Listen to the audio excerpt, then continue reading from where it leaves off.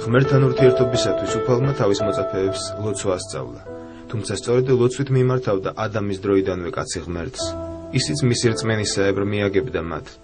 მერეც, როცა წმინდანები გაიფანტნენ დედამიწაზე და თავიანთი ღვაწლით მოიხვეჭდნენ ღვთის მადლს, რწმენით წარმოთქმული ლოცვის თვალსაჩინო მაგალითი დაგვიტოვა წმინდა მარკოს თრაკიელმა. ამ ქვეყნიდან გასვლამდე მისი თხოვნისაებრ უფალმა მასთან მიავლინა წმინდა სერაპიონი და ჰკითხა წმინდა მარკოსმა მას: რა ხდება ქვეყანაზე? შერჩათ ადამიანებს ისეთი რწმენა, რომ ამთას უთხრან გადადექო და ისიც გადადგეს. სიტყვები არ დაესრულებინა, რომ თან იწყო გადადგომა, მაგრამ იგი ისევ წმინდა მარკოზის ამ სიტყვებმა შეაჩერა: თავ დადეკ. მსგავსი ლოცვების შესახებ უამრავ ფაქტებს გადმოგცემს სულიერი ლიტერატურა. ჩვენ მათგან მხოლოდ ერთზე, კერძოდ კი ბერის სენაკში მცხოვრებ თუთიყუშზე გიამბობთ. მოგეხსენებათ, ბერები უმეტესად იესოს ლოცვაში არიან. და ისწავლა თუთიყუშმაც ეს ლოცვა. ხშირად წარმოთქვამდა მას ბერთან ერთადაც და მარტოც რომ იყო. ერთხელაც, როცა ბერს დაავიწყდა თავის სენაკის ფანჯრის დახურვა, თუთიყუში სწორედ ამ ლოცვით გაფრინდა გარეთ. მისი ლოცვის ხმა იქვე ჩამომჯდარ ბერს შემოესმა და ზემოთ რომ აიხედა, რას ხედავს? მის თუთიყუშს ძერა დადევნებია. ის კი ვერ გრძნობს ამას. თან ლოცვის სიტყვებს ამბობს და თან მიფრინავს. დაიძერა მიახლოებისთანავე უცებ შურდულივით წამოვიდა მიწისკენ და უსულოდ დაეცა. და გაჩნდა ბერის წიგნახში ჩანაწერი. მექანიკურად ნათქვამი იესოს ლოცვის სიტყვებიც კი იცავსო სულდგმულს ხიფათისგან.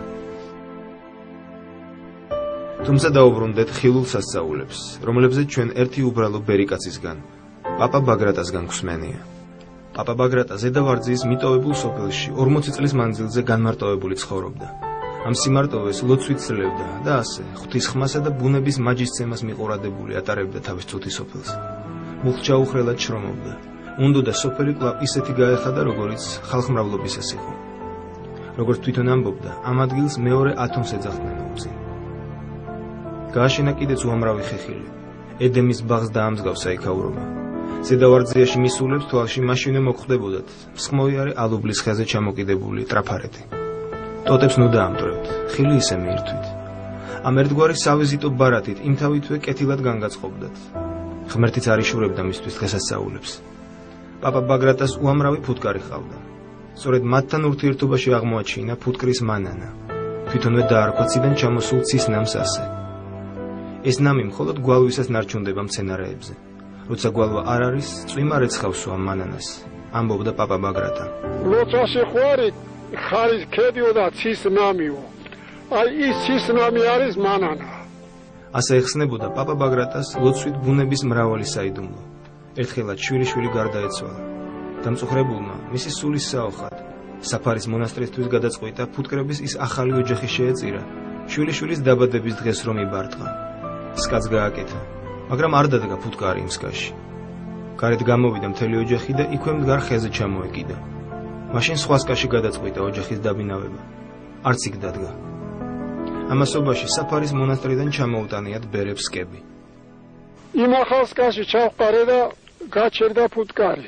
და ამანდერ ეხლა 10 ძირი ფუტკარია იმის სახელზე გაშენებული. ლოცვის მადლი ასეც ხადლი ბევრჯერ უგუზნია. ამასთან დაკავშირებით ყოველთვის ყვებოდა ღვთისმშობლის ხატზე.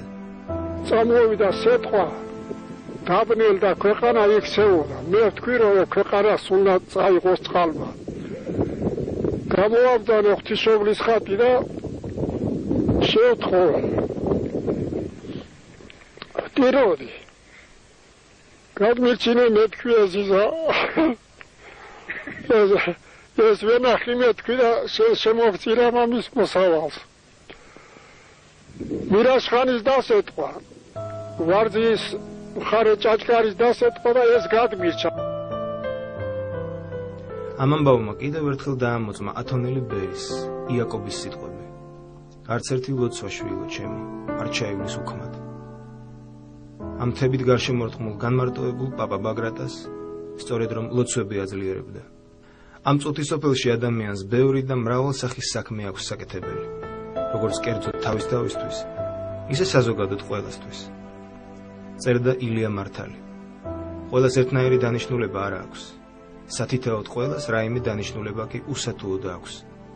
მაღალზნეობის თვალის წინაშე სიდიდე ადამიანისა დანიშნულების სიდიდეზე არ არის დამოკიდებული. მრავალგვარია ნიჭიერება, ხონე და მიდრეკილება ადამიანისა.